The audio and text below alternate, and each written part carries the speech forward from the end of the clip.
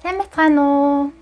За өнөөдөр миний та бүхэнд хүргэх мэдээлэл маань юу вэ гэхлээр Солонгос улсад байр түрээслэж амьдардаг хүмүүс маань ихэвчлэн байрандаа барьцааны мөнгө өгөж ордог. Тэгвэл 2 жил тухайн байранд амьдарсан хугацааныхаа дараа байрнаасаа гарахдаа барьцааныхаа мөнгийг буцаан авалгалт авдаг байгаа. Буцааж авдаг байгаа тийм үү? За тэгвэл тэр үед гардаг асуудлууд маань юу вэ гэхлээр за байрандаа амьдраад гарах үед нь тухайн амьдрах явцад гарсан байранд үүссэн хуучрал гэмтэлтэй байранд үүссэн жишээлх юм бол обын муухай болцсон байдаг ч юм уу, шалан муухай болцсон байдаг ч юм уу. Тэр тусмаа бага насны хүүхдтэй хүмүүс маань хүүхдүүд нь их сүйтгдэг байгаа тийм үү.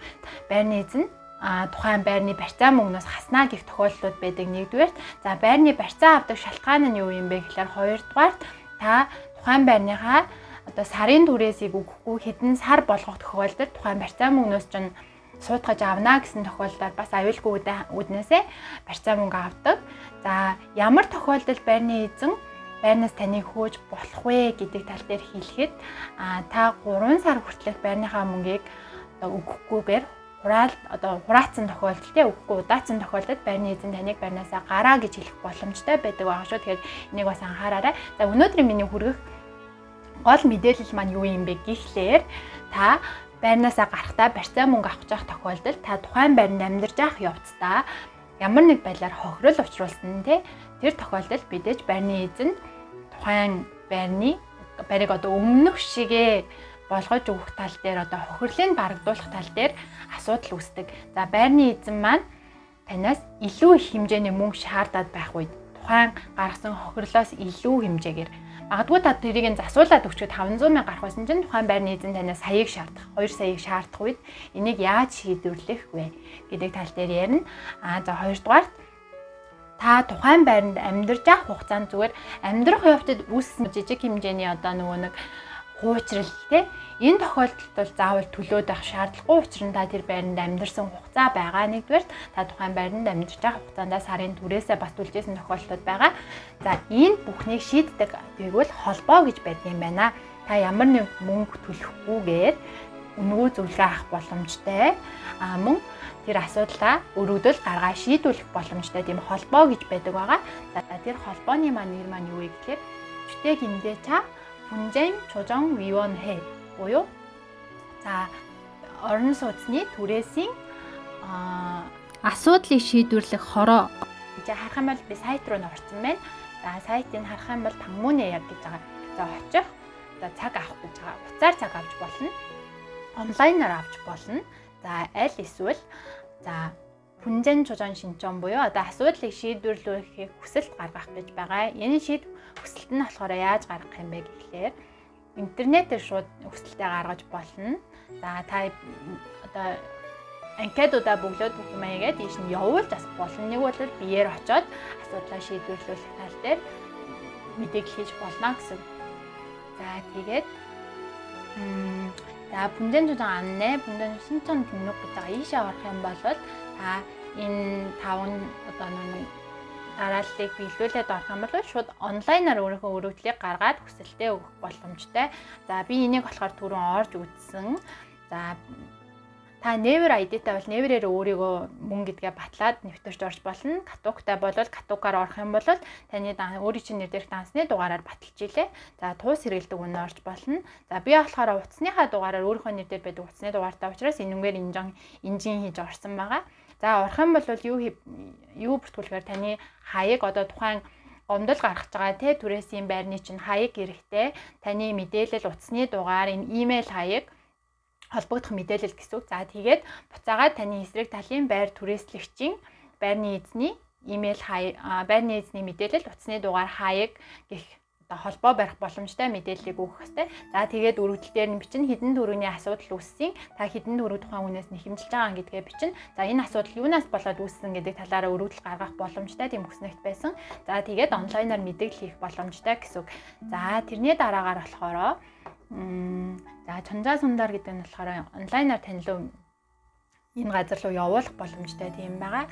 За би 신청인 тэгээд энэ болохоор та болохоор өөрөө гомдол гаргаж байгаа учраас 신청 энэ болно. За би 신청 энэ гэдэг нь болохоор таны эсрэг талын чинь байрны эзэн болно гэсэн үг. Байрны эзний талаар мэдээлэл гарч ирнэ гэсэн үг. Энд чинь хайж үзэж болно гэсэн үг.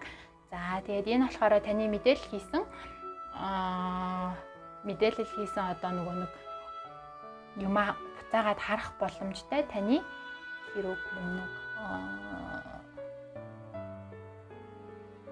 түүх хийсэн одоо өмнөх хийсэн юм харах боломжтой гэсэн үг. За тэрний дараагаар болохоор бүнжэн тушаан шинжэн техник. За түрүүний миний хэлсэн онлайнаар та гомдол гарах хүсэлтэй энэгээр хийж болно гэж үг. За тэрний дараагаар үнэгүй хуулийн мэдээлэл авах боломжтой тухайн асуудалтайгаа холбоотойгоор. За энэ болохоор холбогдох одоо түрээслийн холбоотой хуулиуд байгаа. За энэ болохоор та юу гэсэн үг мэдээлэл бүртгэл хийхэд хэрэгтэй анкетууд байгаа гэсэн үг. За жишээлх юм бол жүтэйг имдээч бүнжэн жужаан шинчонсоо. Энэ болохоор та гомдол гаргахын тулд энэ шинчонсоог бүглэх хэвээр энийг бүглэхийн тулд татаж аавна. За аль татаж аваад бүглөөд явуулна гэсэн үг. Аль эсвэл нь хэвлэж аваад бүглөөд биеэр очихдоо өгж болно гэсэн үг. За энэ болохоор итгэмжлэл гаргах маягт байна. За та өөрөө энэ дээр явж чадахгүй магадгүй хуулийн этгээдэдтэй өмгөөлөгч байдаг юм уу, гүнгийн зүнгээс чадам аль эсвэл гэр бүлийн чинь хүнч байдаг юм уу те энэ хүмүүс итгэмжлэг гаргаад тухайн хүн таны өмнөөс ас хийгээд явах энэ хөдөлтөд явах боломжтой гэсэн үг. За тэрний дараагаар болохоор иймэрхүү янз янзын одоо нэг бүглэх хэвээр анкетууд нь бүгд бэлэн байгаа.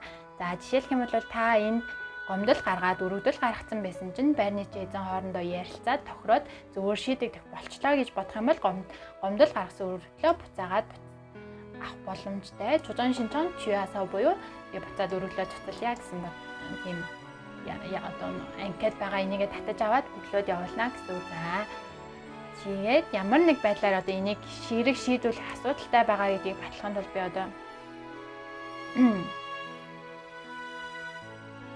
за тэгээд одоо та энэ гомдол гаргасан чинь магадгүй таны гомдлыг хүлээж авсан хариуцагч маань тухайн танай байрны эзэнтэй гэр бүл ч юм уу ямар нэг байдлаар холбоотой хүн байх юм бол тухайн эзэнд чинь илүү давуу талтайгаар шийдвэрлэх боломжтой гэж үзэж байгаа учраас тэрийг татгалзах боломжтой гэсэн. Энэ үнээс өөр хүн лөө шийдээд өгөөч гэдгийг хийхэд бол чатчог гипишинчонсоо энийг бас хийх боломжтой.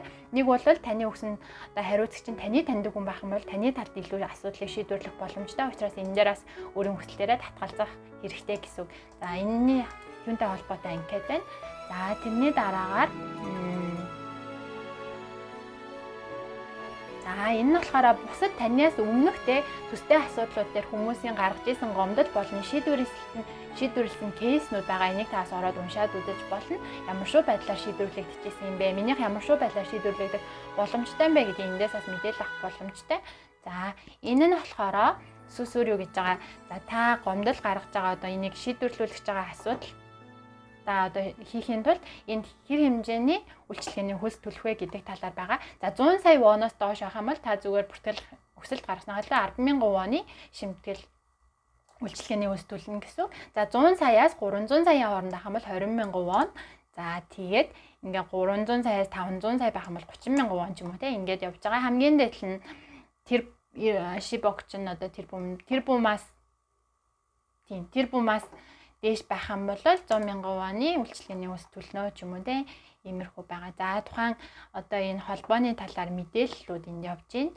За тэгээд энэ холбооны талаар танилцуулга байна.